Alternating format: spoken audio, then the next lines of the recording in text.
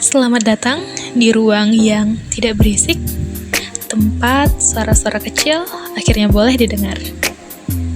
Ini adalah ruang jeda, ruang pulang, ruang untuk cerita yang sering kita simpan sendiri. Kamu sedang mendengarkan Ruang Jeda bersamaku yang akan menemani kamu beberapa menit ke depan dengan cerita yang mungkin tidak selalu indah, tapi jujur. Tarik nafas perlahan. Kalau kamu siap, kita mulai. Hai, dengan aku di sini. Gimana kabarnya hari ini? Semoga baik-baik aja ya. Podcast ini berjudul Kesedihan Anak Perempuan yang Tumbuh Tanpa Ayah. Aku seringkali berpikir, bagaimana rasanya tumbuh dengan sosok ayah yang utuh. Bukan dari cerita orang lain, bukan dari foto lama, tapi dari ingatanku sendiri. Aku tidak punya itu. Ayahku pergi saat aku masih kecil, saat aku masih terlalu kecil untuk mengerti arti kata kehilangan. Waktu itu, aku tidak menangis berhari-hari, tidak histeris, tidak bertanya macam-macam. Aku hanya tahu satu hal, bahwa ada seseorang yang tidak pernah kembali ke rumah. Namun hidup tetap berjalan. Sebagai anak kecil, aku tidak langsung merasa ada yang hilang, karena bagaimana mungkin merindukan sesuatu yang belum sempat kamu kenal. Kesedihan itu tidak datang di awal. Ia datang belakangan. Pelan-pelan, diam-diam. Datang saat aku mulai sekolah. Saat aku melihat teman-temanku digendong oleh ayahnya. Dipegang tangannya saat menyeberang jalan. Dipanggil anak ayah dengan nada bangga. Sementara aku pulang bersama ibu. Selalu ibu. Ibuku luar biasa. Ia kuat, ia tangguh. Ia melakukan segalanya sendirian. Tapi justru karena itu, aku belajar satu hal sejak kecil, bahwa aku tidak boleh merepotkan. Aku tidak boleh cengeng. Tidak boleh terlalu minta perhatian. Tidak boleh terlalu banyak bertanya. Aku tumbuh menjadi anak yang cepat mengerti. Terlalu cepat. Sebagai anak perempuan tanpa ayah, aku seringkali bertanya dalam hati, siapa yang seharusnya mengajariku rasa aman? Siapa yang seharusnya membuatku merasa dilindungi tanpa harus meminta? Siapa yang seharusnya berdiri di barisan depan kalau dunia terasa menakutkan?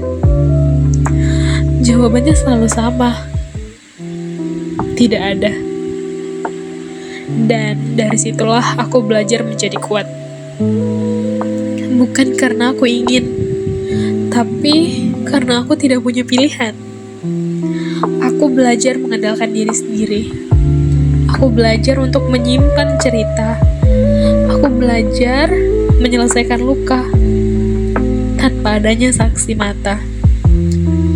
Di luar, mungkin aku terlihat baik-baik saja. Mandiri, dewasa, tenang. Tapi di dalam, jauh di dalam sini, ada anak kecil yang tidak pernah benar-benar dipeluk. Saat aku tumbuh dewasa, kehilangan ayah ternyata tidak berhenti di masa kecil. Ia ikut masuk ke caraku mencintai, caraku percaya, dan caraku bertahan. Aku takut ditinggalkan, tapi aku juga takut terlalu dekat. Aku ingin sekali disayangi, tapi aku tidak tahu caranya menerima tanpa merasa bersalah. Terkadang aku terlalu mandiri.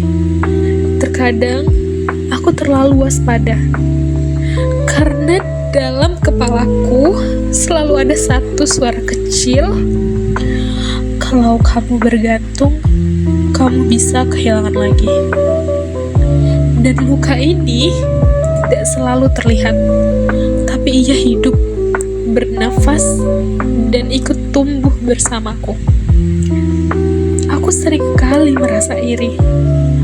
Iri melihat perempuan lain yang bisa pulang dan mengadu pada ayahnya, yang bisa menelpon ayah saat dunia terasa berat. Aku iri, tapi aku jarang mengaku. Karena orang-orang sering berkata, kan ayahmu sudah lama meninggal.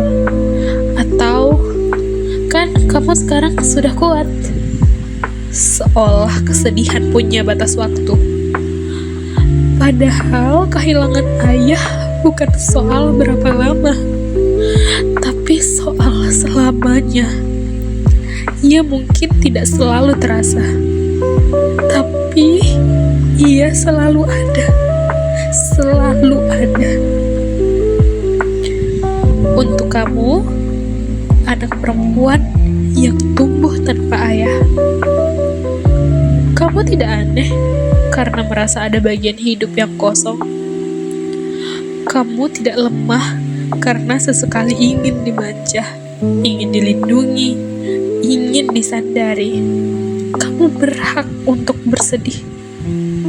Kamu berhak lelah. Kamu berhak mengakui bahwa ada luka yang tidak pernah benar-benar sembuh. Dan hari ini aku belajar satu hal penting. Berdamai bukan berarti melupakan, tapi menerima. Menerima bahwa hidupku akan selalu punya ruang hening yang tidak bisa diisi siapapun. Dan tidak apa-apa, karena dari kehilangan itu, aku belajar soal empati. Aku belajar memahami rasa sepi orang lain. Dan aku belajar mencintai dengan lebih hati-hati.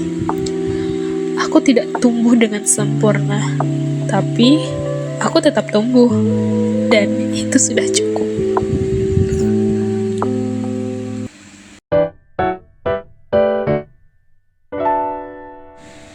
Terima kasih sudah menemani cerita ini sampai akhir. Kalau malam ini terasa sedikit lebih sunyi, semoga kamu tahu bahwa kamu tidak sendirian.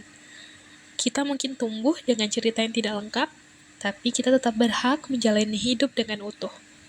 Aku pamit dari ruang jeda ini. Sampai kita bertemu lagi di cerita berikutnya. Jaga dirimu baik-baik, dan jangan lupa peluk dirimu sendiri.